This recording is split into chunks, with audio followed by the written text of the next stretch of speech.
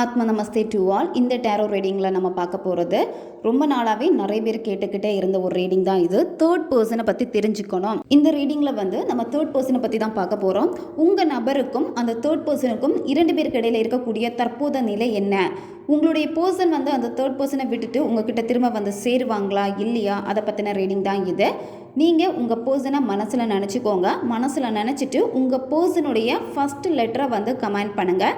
இந்த card energy கூட நீங்கள் கனெக்ட் ஆகிருவீங்க. இதில் ஒரு சில பேருக்கு மேரேஜ் ஆகிருக்கும். மேரேஜ் ஆகி இருந்தாலுமே உங்களுடைய நபர் உங்களை விட்டுட்டு இன்னொரு பர்சனை மேரேஜ் பண்ணியிருக்காங்க. அதாவது உங்கள் பர்சனுடைய மைண்ட் செட் உங்கள் சைடில் சுத்தமாக கிடையாது. ஆனால் உங்களுக்கு எப்படி இருக்குன்னா, அவங்க சந்தோஷமாக இல்லை, ஏதோ பண்ணி அவங்கள எடுத்து வச்சுருக்காங்களே அப்படின்னு இருக்கும். ஆனால் உங்கள் பர்சன் அந்த தேர்ட் பர்சன் கூட இப்போ ஹாப்பியாக தான் இருக்காங்க. அந்த தேர்ட் பர்சனுடைய சிந்தனையில் எப்படி இருக்குது அப்படின்னா, உங்ககிட்ட எப்படியும் விட்டுறக்கூடாது உங்கள் நபரை, அவங்க எப்போவுமே கூட வச்சுருக்கணும். அதுக்காகவே பார்த்திங்கன்னா நிறைய முயற்சிகள் பண்ணி அவங்க உங்கள் பர்சனை அவங்க கைக்குள்ளே தான் வச்சுருக்காங்க.